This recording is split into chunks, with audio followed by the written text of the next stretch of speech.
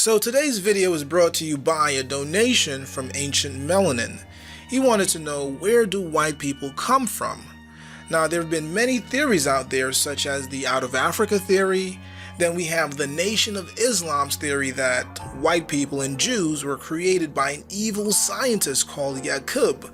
Even the Nuwabians have a belief that the white race was created as a race of killers to serve blacks as a slave army. Now, I don't subscribe to any of these theories, but one thing is for sure, even so-called white people have admitted they're not human.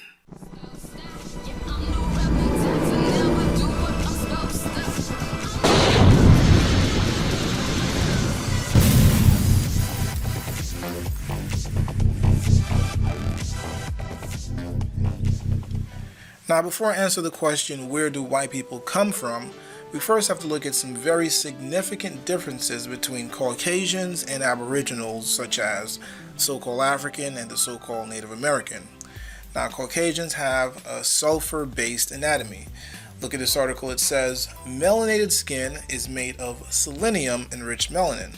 Pale skin is made of a variated sulfurous type of melanin. Thus, whereas the skin of so-called black people consists of selenium, the so-called white people have skins with sulfur. Keep in mind that selenium is a superconductor, while sulfur is a very poor conductor. Now, being that pale skin have a sulfur-based anatomy, while melanated skin have a selenium-based anatomy, do the races smell differently? The answer is yes. This article asks the question, do the races smell differently? Yes, they do. It says, a relative told me that many whites say that blacks smell bad. He even said that they are called stink bugs by some Hispanics here in California. I said that I had been around blacks most of my life, including having black girlfriends, black best friends, who I hung out with every day, and teaching whole classes full of blacks every day for months on end, and I never noticed it. It's not really known what blacks smell like to those who say they are stinkers. Some say they smell like sweat or onions, but a lot say that they just flat out stink, period. There is also evidence that Northeast Asians find the odor of blacks particularly offensive, perhaps more so than whites do. Asians also say that we whites stink too, but not as much as blacks do. They often say that we smell like red meat. Some of this may have to do with diet, but one white Vietnam vet said that Vietnamese could hardly smell blacks at all, but could smell a white a block away. Even Hispanics are said to be stinky by some whites. In this article, it says, on Wednesday, September the 20th, 2006, in his poignant address to the United Nations, Venezuelan President Hugo Chavez likened former President George Bush to the devil. The devil came here yesterday, referring to Bush, who addressed the world body during his Tuesday address. Chavez said, and it smells of sulfur still today. On Yahoo Answers, they asked the question, why do white people smell like dogs when they get wet? This article says white people have less melanin and their melanin has sulfur in it, while black people's melanin has selenium in it. Here's a YouTuber asking the question, why do white people smell like a wet dog? On the website BuzzFeed, they asked for the top 20 things white people smell like. The number one is white people stink be smelling like old cabbage and hippo farts. Number two is white people stink. Yeah, that's kind of true. They smell like sauteed onions. On this forum, one user states that they recently read the book, It's the Little Things, The Everyday Interactions That Get Under the Skin of Blacks and Whites by Lena Williams. In it, she said that white people with wet hair often smell like wet dogs to black people, and that black people often smell like sour milk to white people. I have never heard this. When I lived in Memphis, almost all my friends and coworkers were black. We joked about interracial quirks and friction, and smell was never mentioned.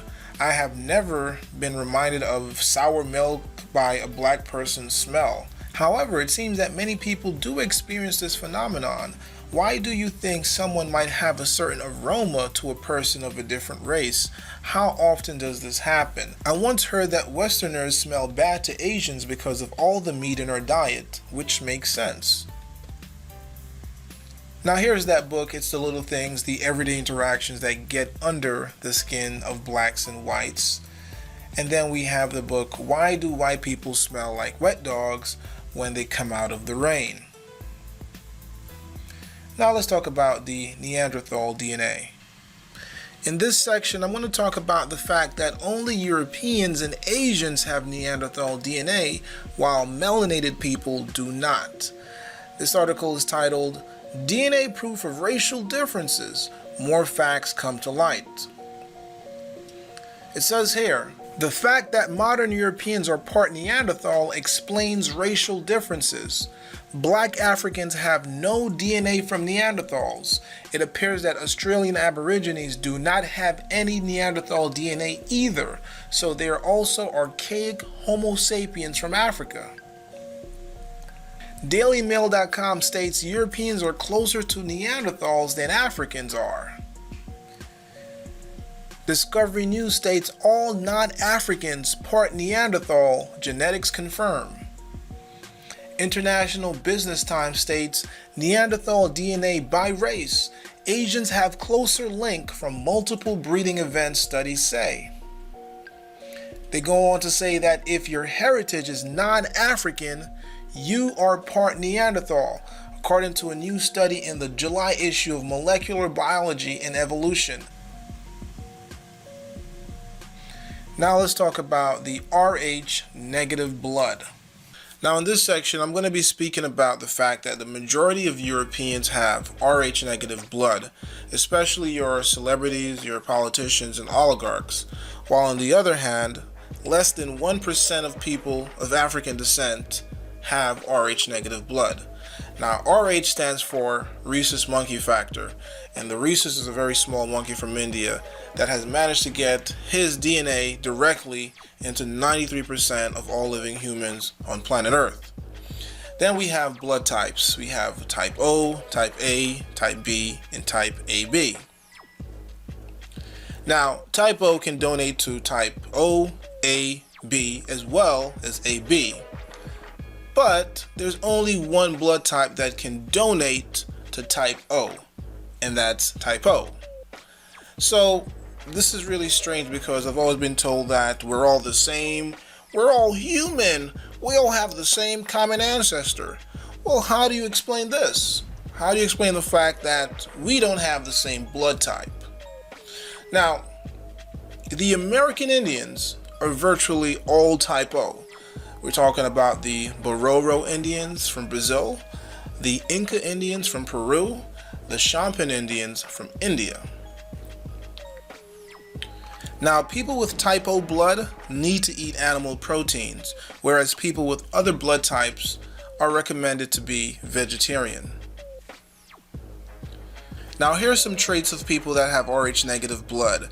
They usually have an extra vertebrae, supposedly higher than average IQ. They have more sensitive vision and other senses.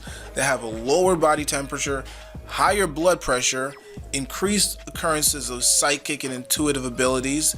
They predominantly have blue, green, or hazel eyes. Sometimes they have reddish hair. They have an increased sensitivity to heat and sunlight, and they're always victims of alien abduction. And now here we have a list of people with Rh negative blood type. And what do you know? At the top of the list, we have Barack Obama, blood type AB negative. As I stated before, less than 1% of people of African descent are Rh negative, right? And then we have this long list of people like Dan Aykroyd, Charlie Chaplin, and Tom Cruise. And of course we have Johnny Depp and Nicolas Cage, who got their eye teeth removed. We'll speak about that at a later date. Now, moving forward, we have our buddy Queen Elizabeth with blood type O negative, and all the celebrities that are related to her. Wow. Angelina Jolie, Brad Pitt, Hilary Duff, and the list goes on. So now let's take a look at some news articles we have beforeitsnews.com stating the mystery of Rh negative blood Genetic origin unknown. Okay, so no solid scientific explanation exists as to how or why Rh negative blood came about. It is presumed to be the result of a random mutation. Have you ever felt that you were weird or different? It may be due to your DNA. 85% of humans have the monkey gene and 15% do not, and maybe have an alien gene instead. Rh negative people are characterized by higher IQs, sensitive vision, lower body temperatures, sensitivity in heat, and the list goes on. Then they continue to talk about the different blood types we discussed, O, A, B, AB, and they state that blood types are further broken down into two groups, which are negative, positive, which is called the Rh factor.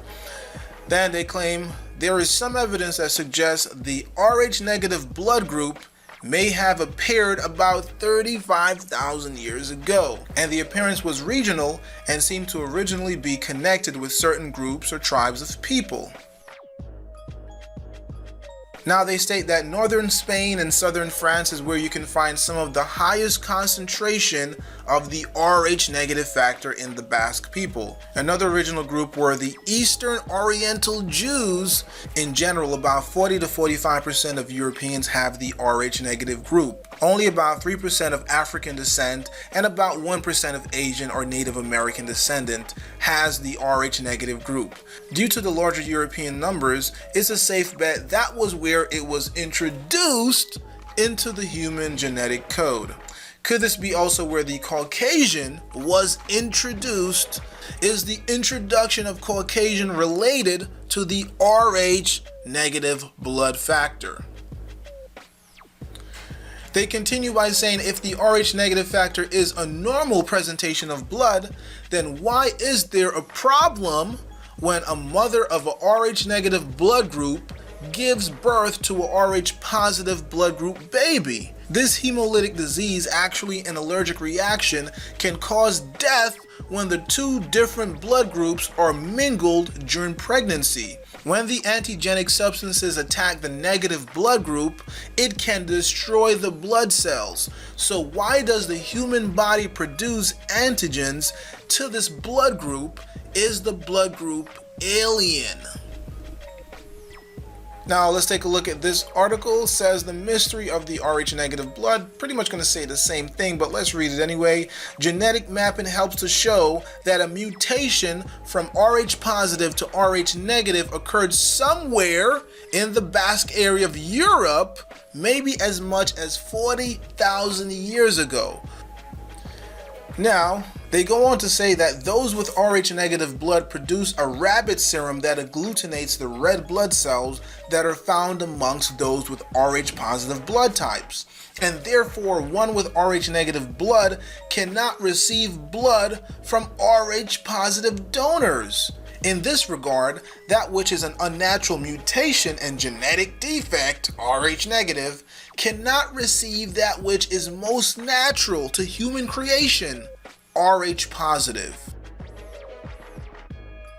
Now let's talk about Vlad the Impaler.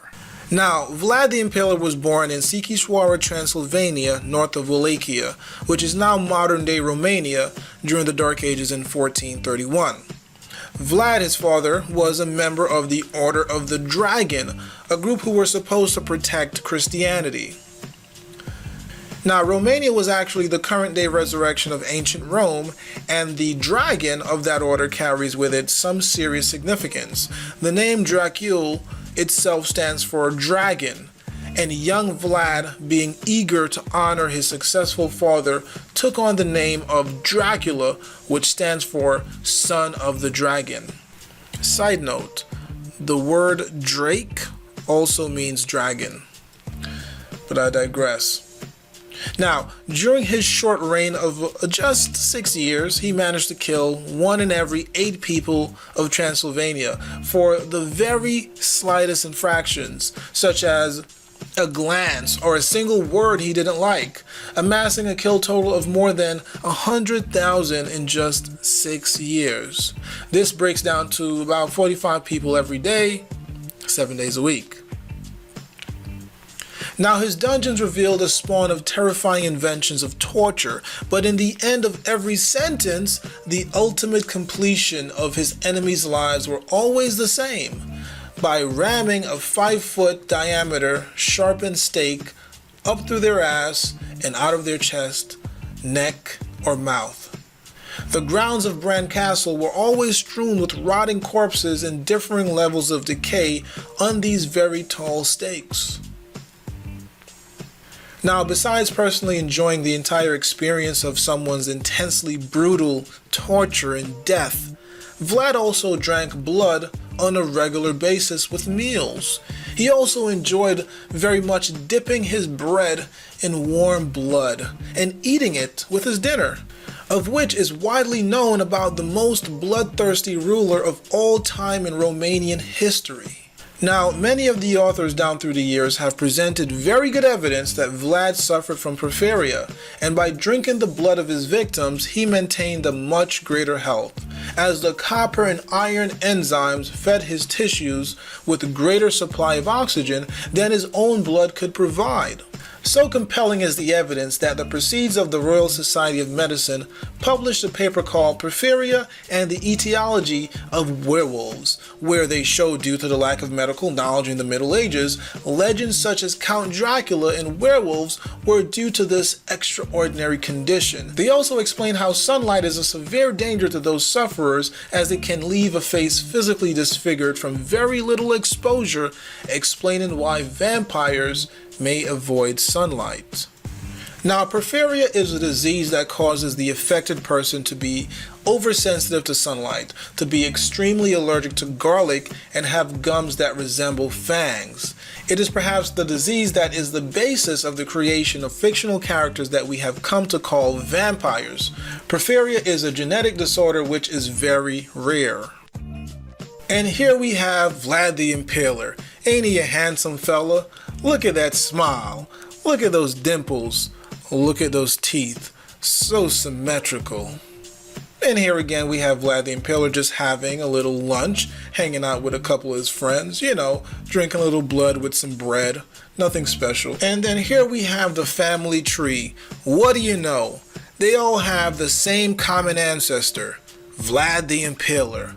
Well, I guess that answers everything, right? That answers why they act the way they act. And then we have this article: Prince Charles claims kinship to Vlad the Impaler, helps to save Transylvania's forests. Oh, wow, he cares about nature. He's a humanitarian. He's a good guy, right? And again, Prince Charles here to Dracula's bloodline. The Romanian Tourist Board is to use links between the British royal family and Count Dracula to lure in UK tourists. It has emerged. She cares about animals. What is that? That's a kangaroo? What is that, a wallaby? Who cares? CBS News reports Vlad the Impaler. How is Prince Charles and Queen Elizabeth related to him? Queen Elizabeth related to Vlad the Impaler? Wow. Let's take a look at this section. Just going to talk about when so-called white people emerged on the face of the earth. So-called white man is not, and I repeat, not native to Europe. First, the white man entered Europe around 1200 BC as illiterate horse nomads. They could not and did not begin to record their history until they had absorbed the knowledge of the so-called blacks in Europe, who were the creators of the original European civilization. So I gathered some pictures here just to illustrate, and this is going to tie into my upcoming video called Black Children Inherit Dust. But basically, these are melanated people, indigenous people who have straight hair. So white folks don't have a monopoly on straight hair because they were never on the face of the earth until recently. They just emerged. Okay, they were injected into civilization, if you will. So you had a people of dark complexion with straight hair that they were the first to spread. And here we have a group of melanated people with Asiatic features who also spread across the face of the earth. Again, these group of people transformed, and I have to emphasize transformed, into what you see as Asian people. I'm not going to get into the process of the transformation. I'm going to leave that for my documentary that will be on Patreon. So again, we have Aboriginals, darker skinned Aboriginals with straight hair and African features, and then we had Asiatic melanated people who spread across the face of the earth, also transformed into what we see as Asian. We also have these different type of Aboriginal people, different complexion. Then we have the Dravidians, what you guys call Indians in the US. Also, not so much Asiatic features, but they do have straight hair, dark complexion. And then we have the albinos, very white skin, light colored eyes, blonde hair, okay? And again, here's another albino child in India. There have been some instances of so-called black people giving birth to albinos. I want to make it very clear, the so-called white people you see here are not really albinos. They are derived perhaps from albinos, but they're not albinos.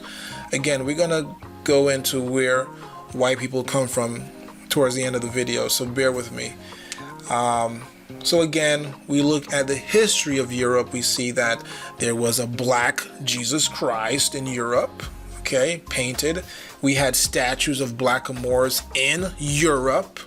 It's there still today, right? And we have a black Mary and a black Jesus in Europe. Yeah. So, yeah, we know the history, okay? We know the history. We even had blacks over in Asia, okay? When I say blacks, again, I'm just using that for communication purposes, but we're talking about people with dark complexion, okay? And again, we have a statue of a figure in Cambodia, African features, and another statue in Thailand with African features. So the point of this section is that the entire face of the earth was covered with people with dark complexion.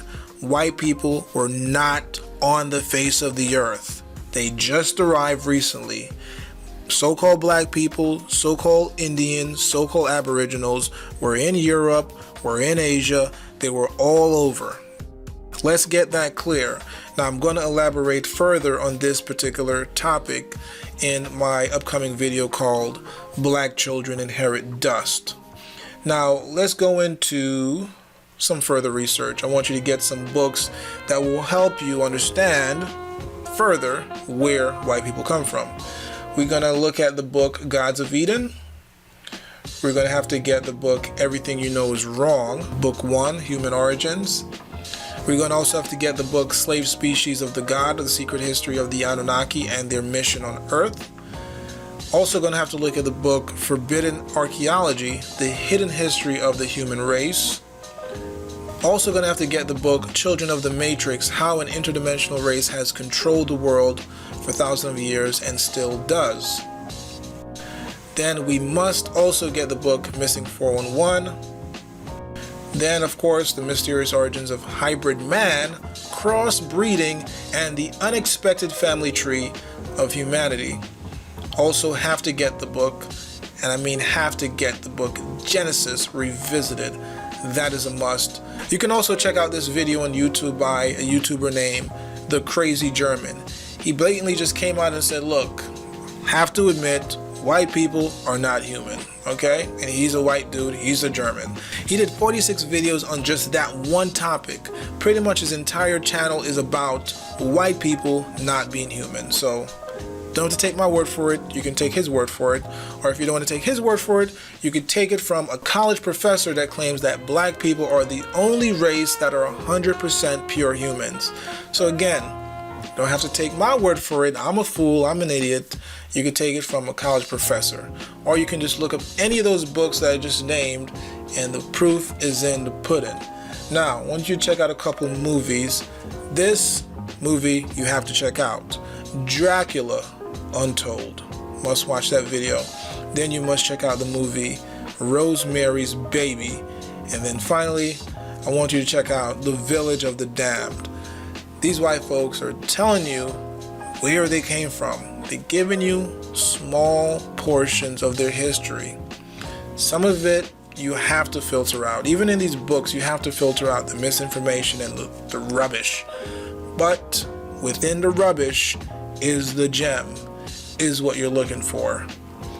Now, I want to go into my conclusion. Now, before I get into my conclusion, I just want to share a couple passages from 4 of my books just to show you guys what scholars and professionals are saying. Now, the first book we're going to look at is called Nutricide, and it's written by Dr. Layla Africa. So on page 193, it talks about the development quotient of an African child versus a Caucasian child. So the first row, they're talking about supplemental eating.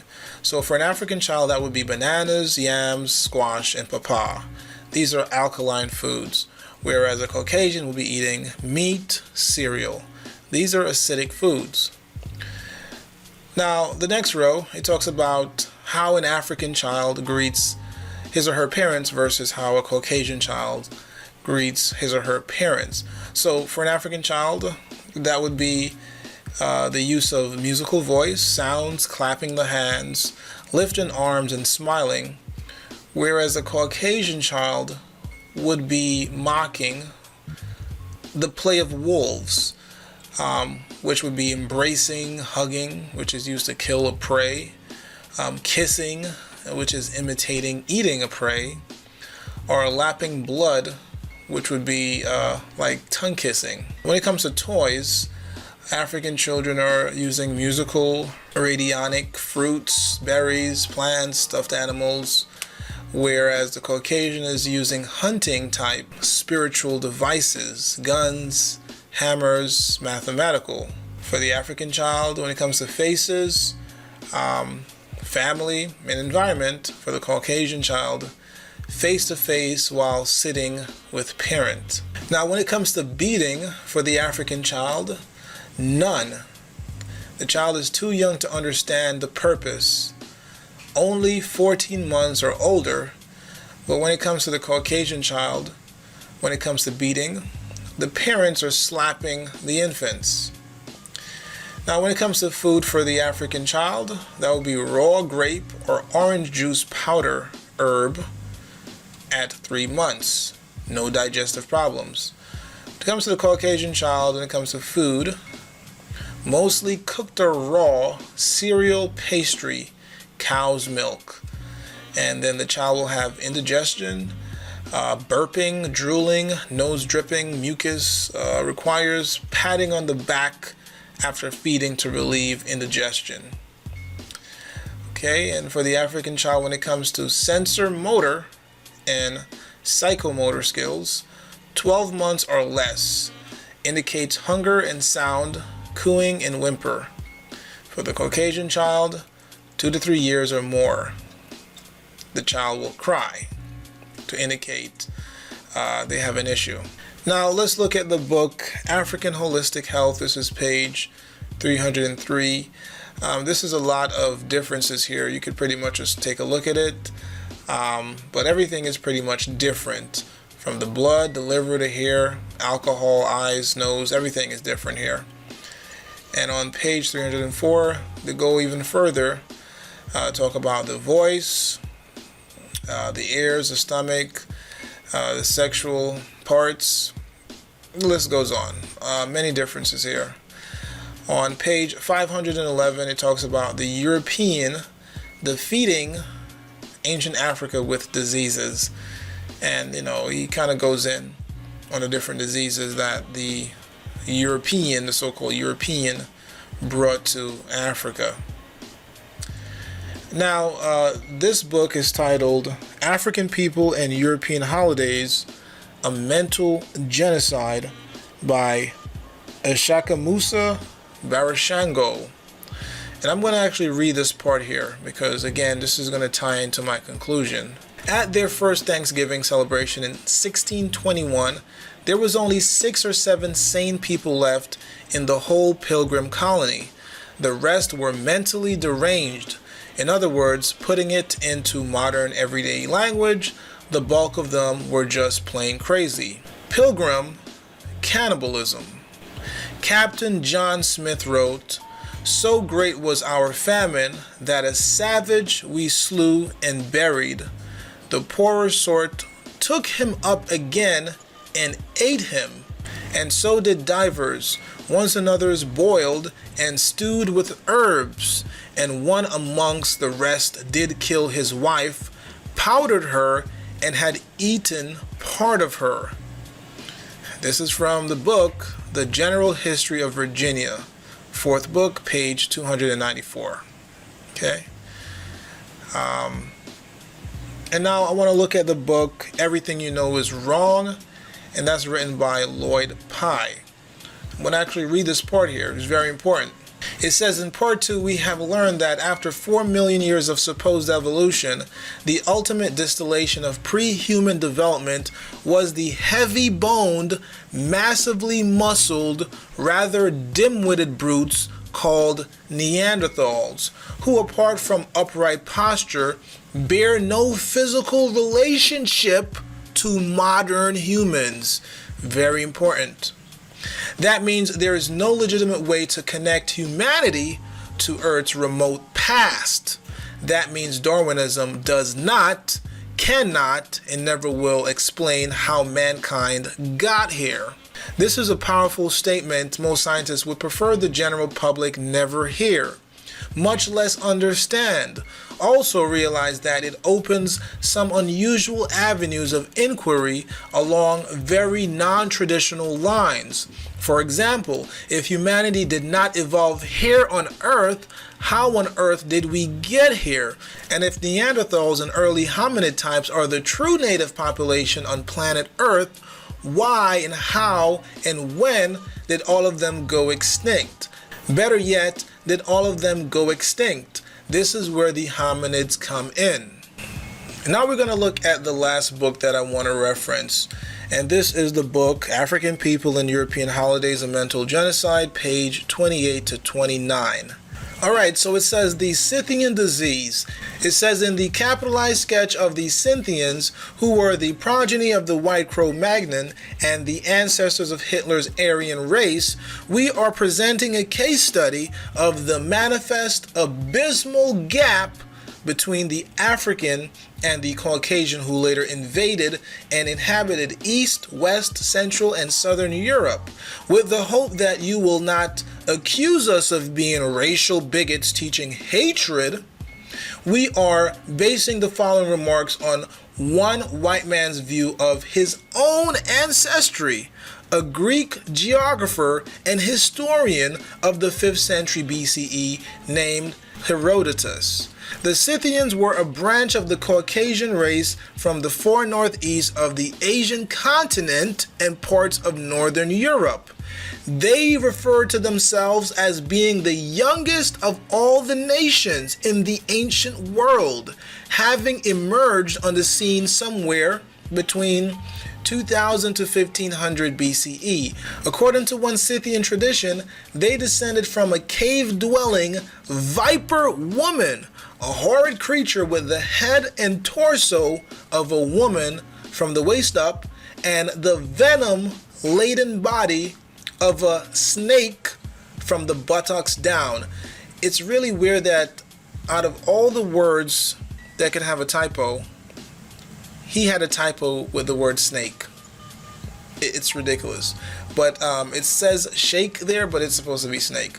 Anyhow, the story goes on to tell how she once tricked an Egyptian named Hercules. It goes on and on. Let me go to the juicy part here. Where we want to go. So Herodotus says they were the most uncivilized nation in the world and sustained themselves by eating the raw flesh of their cattle. In fact, the eating of rare beef is still a big thing with the descendants here in America today. The rarer, the bloodier it is, the better they like it. The Scythians also abhorred the use of water for bathing. Instead, they basked themselves in the vapors of burning hemp, from which they would derive a narcotic high.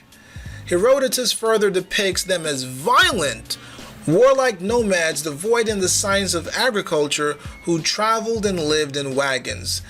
These early predecessors of today's arrogant Euro-Americans rode into combat wearing black capes and fell upon their victims with vampire-like fury, sucking the blood from the body of the first person they killed in battle. It was also customary to scalp their fallen enemy and drink the blood.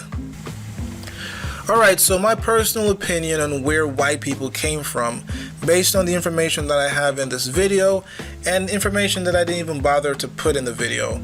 They are obviously not humans, and they were not created here, okay? We spoke about Rh negative blood, how everyone is Rh positive, but all of a sudden you have a group of so-called Caucasians that are Rh negative, right?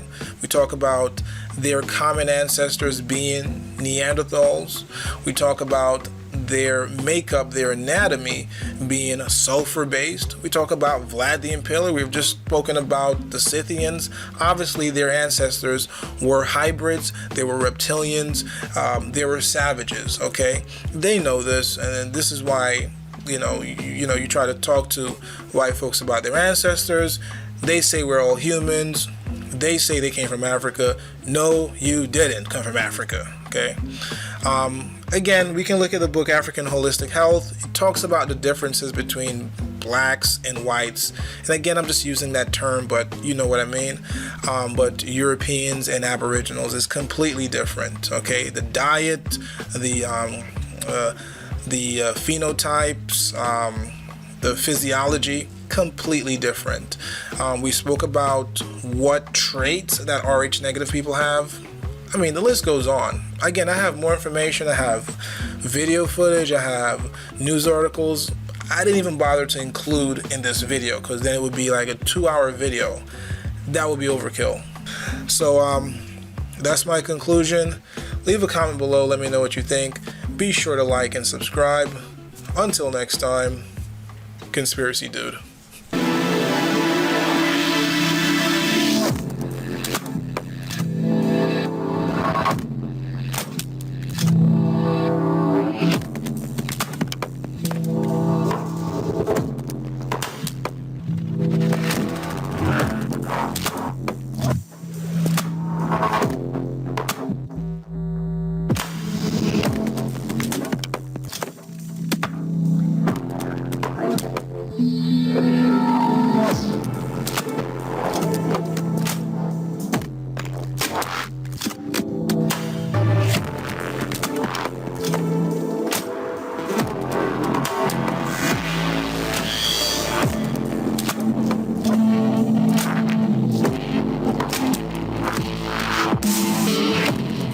So recently, Vivica Fox implied that 50 Cent was gay because of his comments about the show Empire and his pose on the XXL magazine with Soulja Boy. The question is Vivica Fox just seeking attention, or is she actually exposing 50 Cent?